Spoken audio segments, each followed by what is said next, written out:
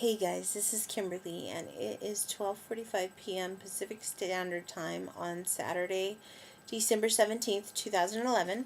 And today I was supposed to have my posterior lumbar interbody fusion done, but as most and all of you should know from watching my other videos, that was rescheduled and canceled due to severe anemia at my pre-op appointment last week.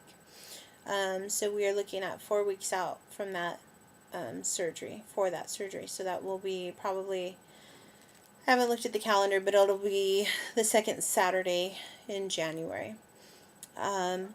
My reason for making a video today is because I wanted to talk about the importance of taking your medication at the right time and not waiting too long to take your medication. Today I had a really, really horrible, horrific, excruciating experience that prompted me to do this video. For about the past 3 days, I have gotten to the point where I have been able to not take my 2:30 a.m. meds. So I'm starting to stretch things out a little bit. Sometimes when people come home from surgery, they are able to not take very many meds or adjust their meds so that they're taking them every 6 to 8 hours instead of every 4 hours. Everybody's different, and everybody's tolerance for pain is different, and everybody's experience is going to be different.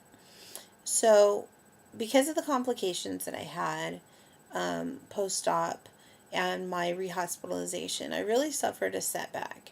And, it's been really difficult for me to get my pain under control because I have a couple of different issues going on still. And so for me, it's been really important that I still medicate every 4 to 5 hours. At about 5 hours, I'm really pushing it. The pain is starting to get intense, and I'm really pushing the borderline of intractable pain if I prolong it very much longer. So that being said, last night I took my 1030 meds, and typically after I take my 1030 meds, I'm up for about 2 hours because of my insomnia. And I respond to emails, and I go to Spine Health and check the forum, and just pretty much keep in touch with people during that time, and post problems or questions or things like that I'm experiencing. And so last night took the 1030 meds, and at about midnight or 12:30 I was feeling really anxious. As I said in one of my other videos, the anxiety that I've been experiencing has just been really increasing, and that's not untypical. That's pretty typical after you have spine surgery. So I went and I took a Xanax and decided that I was going to come to bed. And within about 15 or 20 minutes, the Xanax started relaxing me, and so I was able to fall asleep. And I have my phone.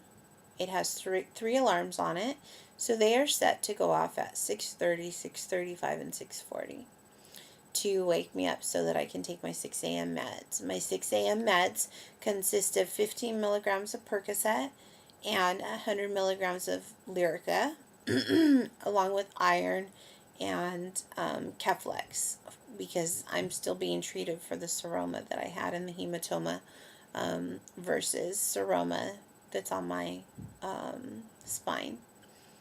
So this morning I overslept and I didn't hear the alarms, and when my family members got up, they came into the room and checked on me. Sorry for that big jiggle. And they said that I was sleeping really soundly, and they didn't want to wake me up, and that's fine. They didn't realize that I hadn't taken my meds.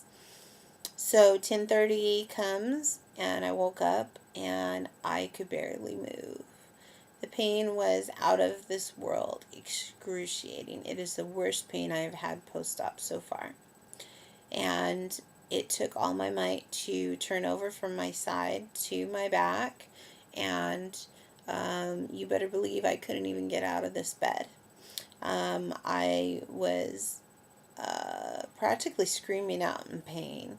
And my son, who's 6, came running in, and my grandfather, who's 82, came in to see what was wrong, what they could do. My son went and he got me a drink real quick of some tea so that I could take my meds. And then my grandfather helped me to get my meds. And I took my meds and I just laid in bed and just cried because the pain was intractable at that point. It literally felt like my spine was falling apart. When I moved, it felt like I could feel the screws and the cages moving in my back, along with the normal spine motion from moving. Now, mind you, I didn't twist, I didn't bend, I was in perfect alignment. So this was just normal, typical post-op pain for me that I haven't experienced yet because I've been diligent about dosing myself adequately and timely. So, I got medicated and I ate a little something and laid in bed, and it took probably a good hour before the edge was just taken off of the pain. I would say that my pain was probably at a 9, maybe a 10 this morning when I got up. Maybe not a 10, maybe a 9, but it was definitely really high. And